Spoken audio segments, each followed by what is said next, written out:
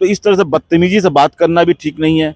जो मौलाना बोल रहा है कि मौलाना राशिद का जो जुबान है वो तो बहुत ही गंदा जुबान है, और ये फितूर है, दिमाग का जो वहशीपना है, दिमाग का जो जाहिलियत है ना, उसको कहीं ना कहीं वो दर्शाता है। मैं एक शब्द नहीं बोल सकते, आपकी पत्नी के बारे में किसी ने गलत शब्दों का इस्तेमाल किया तो आप खुलकर उसका विरोध भी नहीं कर पा रहे हैं, तो इससे बड़ा दुर्भाग्य कुछ और हो नहीं सकता है। और नारी विरोधी भाषा का जो इस्तेमाल किया गया बहुत ही निंदनीय है, अशोभनीय है। पहली नमस्कार, मैं पूनम और आप देख रहे हैं विस्तार भारत। जिस तरीके से आपने देखा कि डिंपल यादव पर साजिद रशीदी का जो बयान आया, उसके बाद आपने देखा कि एक डिबेट में मौलाना साजिद रशीदी को थप्पड़ मार दिया। आपको बता दें कि वो कोई और नहीं, समाजवादी पार्टी के कार्यकर्ता ही थे। लेकिन वहीं अखिलेश यादव का ये कहना है कि इस तरीके से कहीं ना कहीं हिंसा का सहारा लेना गलत है। इसे मौलाना साजिद रशीदी का बयान है, उसको लेकर लगातार बवाल है, क्योंकि एक महिला चुने हुए इस सांसद और सपा की नेता पर इस तरीके से तंज कसना कि जिस तरीके से वो मस्जिद में बैठी थी, इस तरीके से मस्जिद में नहीं आना चाहिए था। तो इसी मुद्दे पे बातचीत करने के लिए हमारे साथ बीएसपी के नेता ओम शंकर पांडे सर मौजूद हैं। सीधा जानने की कोशिश करेंगे, जिस तरीके से मौलाना ने एक चुने हुए सांसद पर टिप्पणी की है और उन पर थप्पड़ का कहीं ना कहीं वार हुआ है, किस तरीके से देख रहे हैं। सर, बहुत बहुत स्वागत है विस्तार भारत में। सबसे पहला सवाल कि किसी भी मौलाना, किसी भी धर्म गुरु को, क्या किसी महिला पर, चाहे वो सांसद हो या ना हो, ऐसी टिप्पणी करनी चाहिए या नहीं? देखिए, जो ये मौलाना ने जो बोला है, एक तो धर्म गुरु हो या कोई बड़ा व्यक्ति हो, हर किसी को बोलने का, शब्दों का चयन करने का बहुत बड़ा एक रोल होता है, क्योंकि वो एक रोल मॉडल के रूप में पब्लिक के बीच में होता है। और वो जो शब्द भी यूज करते हैं, वो शब्द कहीं न कहीं सीधा किसी न किसी को हिट करता है। तो उनका जिस तरीके से बोला गया, जो नारी विरोधी भाषा का जो इस्तेमाल किया गया, बहुत ही निंदनीय है, अशोभनीय है। पहली चीज। दूसरी चीज कि मौलाना ने यही नहीं, मौलाना का सुर, जो रशीदी मौलाना है, इसका सुर पहले से ही खराब इनका। अभी मैं किसी प्राइवेट चैनल के न्यूज पर डिबेट में देख रहा था, वो एंकर को भी उसको जाहिल, बदतमीज, यानी कितने कितने ऐसे गलत शब्दों का यूज कर रहे थे, लेकिन वो एंकर भी अपना पूरा पेशेंस रख के और बड़ी इज्जत के साथ बात कर रहे थे। तो ये कहीं न कहीं उस मौलाना का, कहीं न कहीं उसके दिमाग का जो फितूर है, दिमाग का जो वहशीपना है, दिमाग का जो जाहिलियत है ना, उसको कहीं न कहीं वो दर्शाता है। मौलाना तो ये कह रहे हैं कि डिंपल यादव पर जो मैंने टिप्पणी की, मैं गलत नहीं हूँ, मस्जिद का अपमान किया, हमारे धर्म का अपमान किया। देखिए, सबसे पहली बात तो मैं एक बात ये कहना चाहूँगा, मैं शुरुआत से बोलना चाहूँगा कि डिंपल यादव जी को मस्जिद में जाने की जरूरत क्या थी? क्या उनका मंदिर नहीं है? एक हिंदू होके मस्जिद में जाने, चलिए मैंने मान लिया सर्व धर्म आप मानते हो, सबको सबका सम्मान करते हो, आप वहाँ गए, तो जब आप किसी के भी धर्म स्थल पर अगर आप जाते हैं, तो उसके अनुसार, उस स्थल के अनुसार आपको बिहेव करना होता है, उस स्थल के अनुसार आपको जो है देखना चाहिए। अब वहाँ पे जो मौलाना लेके गया था, जो सांसद भी है, वो मौलाना जो है वहाँ एक तो राजनीति का जो विस्तार करना है, राजनीति संबंधी बातें करनी है, वो तो धर्मस्थल पर, किसी भी धर्मस्थल पर नहीं होना चाहिए था। और अच्छा, वहाँ ले गया, उसके बाद वहाँ पर नाश्ता पानी चाय भी हो रहा है, किसी भी धर्मस्थल को स्वीकार नहीं होगा।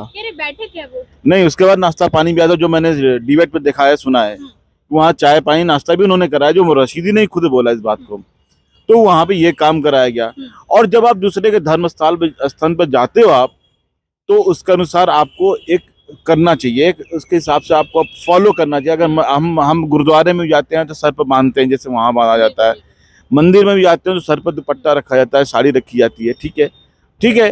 वो डिंपल जी ने नहीं रखा, एक अलग मैटर है, मगर इसका मतलब ये नहीं है कि आप उनके लिए गलत शब्दों का इस्तेमाल करेंगे।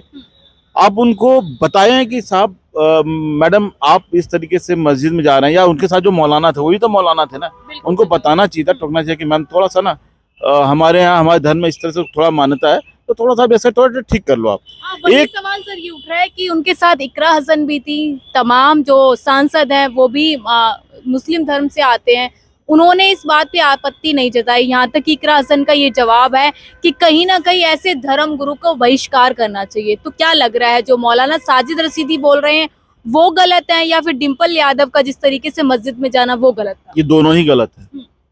एक तो डिम्पल यादव को मस्जिद में जाना नहीं चाहिए था, पहली बात, और जिस तरीके से गई है उस तरीके से जाना नहीं चाहिए। हम अपने मंदिर में भी जाते हैं तो आप देखेंगे कि हमारे यहाँ की औरतें सर पर पल्लू रखती हैं, पूरा पीछे ढक के। नमाज सुनना पढ़ने गई नहीं, आप धर्म वहाँ पर कोई वहाँ पर मूर्ति तो है नहीं। बिल्कुल। मंदिर में एक मूर्ति होता है, ये पता चला कि यहाँ पर हमारी मूर्ति है तो हमें यहाँ जाके सामने खड़ा होना है। अब अगर आप उसमें जाते हैं, मस्जिद में जा रहे हैं, तो वहाँ कोई तो मूर्ति तो है नहीं, वो अंदर प्रवेश करते हुए पूरा परिवेश उसी में आ गया।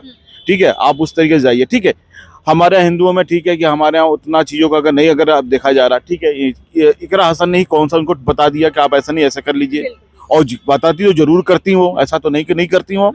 और अगर उन्होंने नहीं किया तो इस तरह से बदतमीजी से बात करना भी ठीक नहीं है। जो मौलाना बोल रहा है कि मौलाना राशिद का जो जुबान है वो तो बहुत ही गंदा जुबान है, और यही वजह रहा है इसकी जुबान, गंदी जुबान की वजह से, गंदी जुबान की वजह से जो इसने नारी को, जो भारतीय नारी के ऊपर जो इसने टिप्पणी किया है, जो हमारे हिंदुस्तान की जो सनातनी औरतें उनके ऊपर भी टिप्पणी इसने जिस हिसाब से किया है ना, उस हिसाब से इसको थप्पड़ ही मिला है, इसके लोगों ने थप्पड़ ही मारा है। मैं उसका समर्थन नहीं करता हूँ कि किसी ने थप्पड़ मारा, ठीक है, लेकिन उसका जवाब लोगों ने पब्लिक में दिया, लेकिन वो उसका मैं खंडन करता हूँ कि थप्पड़ नहीं मारना चाहिए उसको। जो उसके खिलाफ जो FIR है उसमें खुद पुलिस जांच करके और खुद जो है उसको उस अंजाम तक पहुंचाएगी तो उसको जवाब मिले। जिस तरीके से साजिद रशीदी का जब बयान वायरल हो रहा था तो आपने देखा होगा कि संसद में, सदन के बाहर NDA की तमाम सांसद प्रोटेस्ट कर रही थी और कहीं ना कहीं डिम्पल यादव के समर्थन में उतरी थी, उस पर क्या कहेंगे? देखिए, एक बात बताऊं मैं आपको, ये सपा का चाल चरित्र के बारे में बताऊं। सपा का चाल चरित्र क्या है?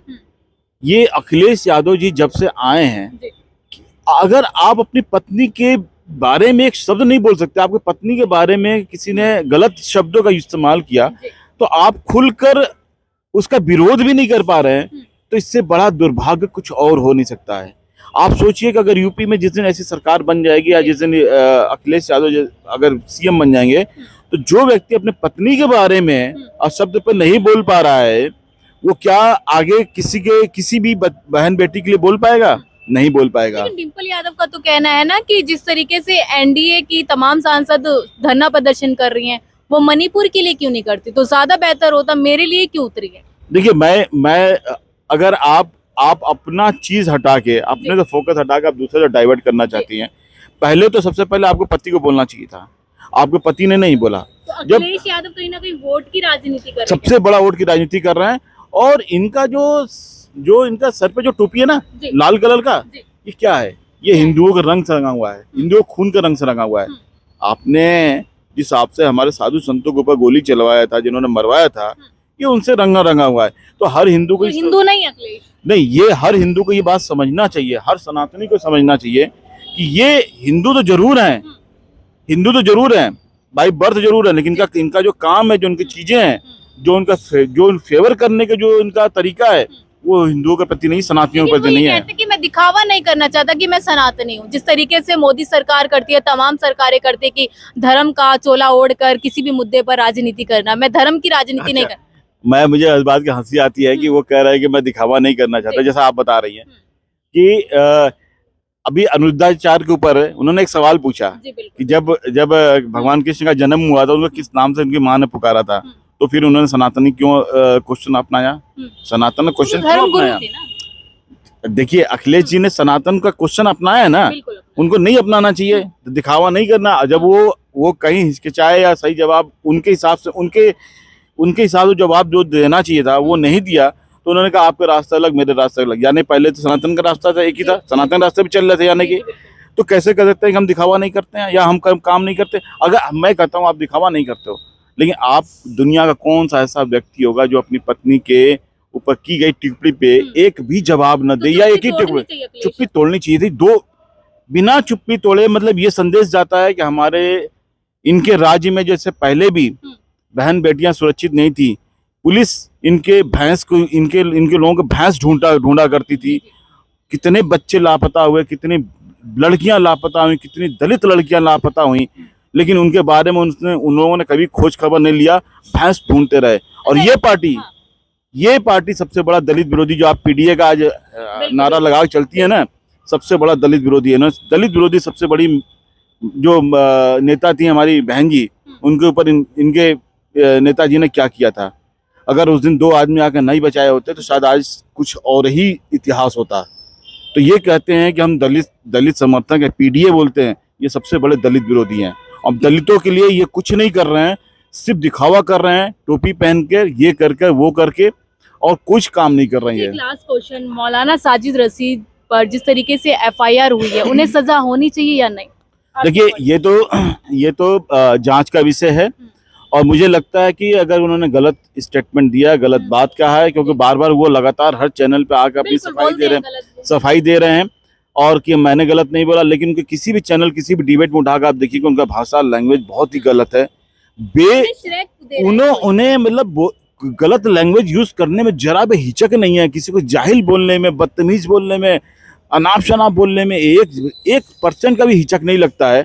तो ऐसे आदमी को एक बार ना कानून के दायरे में रहकर और उनको ये बता देना चाहिए कि भारत का संविधान सिर्फ आपके लिए नहीं है, भारत का संविधान सबके लिए है, सबकी मान मर्यादा प्रतिष्ठा के लिए है, सबकी अपने आप के अपने जो सीमाएं हैं, वो सीमाएं आपकी वहीं खत्म हो जाती हैं जहां से दूसरे की सीमाएं शुरू होती हैं। ये उनको समझना चाहिए, दूसरे की जो सीमा शुरू होती है ना, वहाँ अतिक्रमण नहीं करना चाहिए इनको, इस पर इनको सजा मिलना चाहिए। बहुत बहुत धन्यवाद सर। तो देखिए, जिस तरीके से आपने डिंपल यादव का मुद्दा सुना है, अखिलेश यादव ने अभी भी कोई प्रतिक्रिया नहीं दी है, और हालांकि सर का भी कहना है कि अखिलेश यादव को इस पर प्रतिक्रिया देनी चाहिए क्योंकि उनकी पत्नी का सवाल है।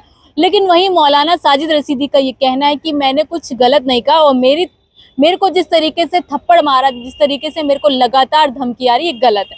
लेकिन आप लोगों की क्या राय है, हमें कमेंट सेक्शन में जरूर बताइए। मैं पूनम, आप देख रहे हैं विस्तार भारत।